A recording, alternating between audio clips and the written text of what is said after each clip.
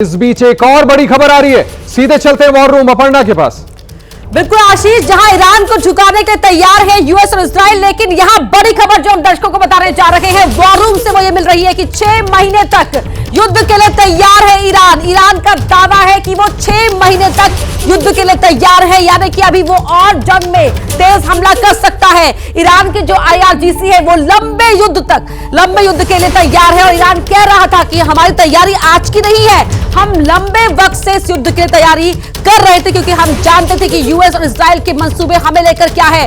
अब तक पहली और दूसरी पीढ़ी की मिसाइलें दागी हैं। 6 महीने तक के लिए हम युद्ध के लिए तैयार है, ईरान कह रहा है। दावा यहां पर ईरान का। आशीष, शुक्रिया अपर्णा। बड़ी खबर बताते हुए एक और बड़ी खबर आपको बता दें, ईरान पर इजराइल ने बड़ा हमला शुरू कर दिया है। इस वक्त की बड़ी खबर, पूरे ईरान में सरकारी ठिकानों पर हमले किए जा रहे हैं इजराइल की तरफ से। इस वक्त की बड़ी खबर, जमकर हमले किए जा रहे हैं इजराइल की तरफ से ईरान पर इजराइल ने बड़े हमले शुरू कर दिए। ईरान पर इजराइल ने बड़ा हमला शुरू कर दिया है। आपको एक बार फिर से बड़ी खबर बता देते हैं, पूरे ईरान में सरकारी ठिकानों पर इजराइल हमले कर रहा है। तस्वीरें देखिए आप स्क्रीन पर, हम आपको दिखा रहे हैं। ये सरकारी ठिकाने हैं वो जिस पर लगातार इजराइल की तरफ से जवाबी बड़े हमले किए जा रहे हैं। ईरान पर इजराइल ने बड़े हमले शुरू किए। सीधे वापस चलते हैं वॉर रूम में अपर्णा के पास।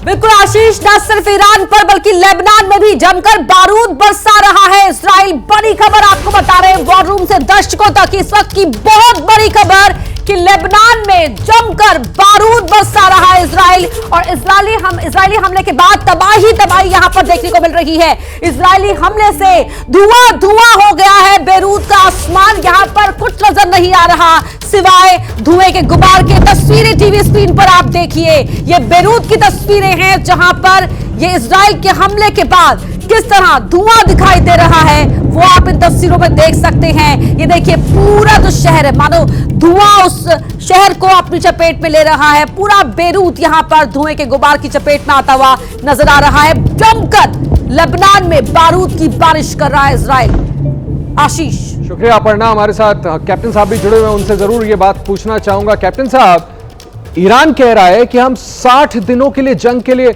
माफ कीजिएगा, काफी लंबे प्रोलॉन्ग वॉर के लिए तैयार है।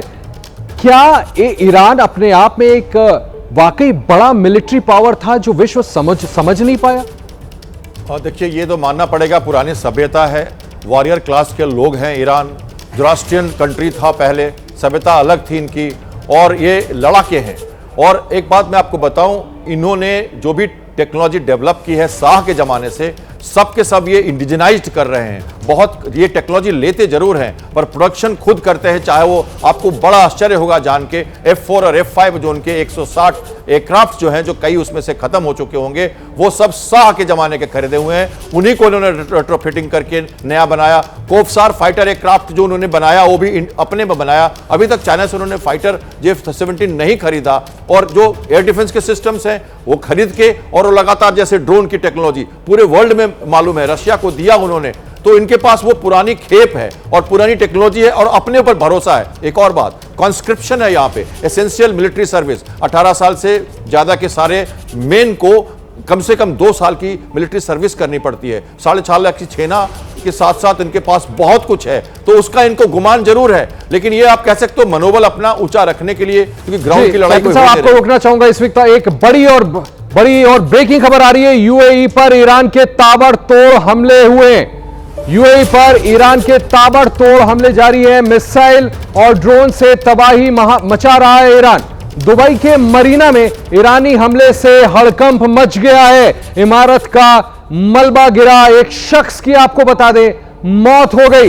इस वक्त की बड़ी खबर, यूएई पर ईरान के ताबड़तोड़ हमले। देखिए टेलीविजन स्क्रीन पर, ये देखिए इस इमारत पर ड्रोन से हमला किया गया। यहां अफरा तफरी मच गई। मिसाइल और ड्रोन से तबाही मचाई जा रही है ईरान की तरफ से। यह इलाका है दुबई के मरीना का, पूरी दुनिया भर से लोग यहां पर आते हैं। ईरानी हमले से यहां पर हड़कंप मच गया।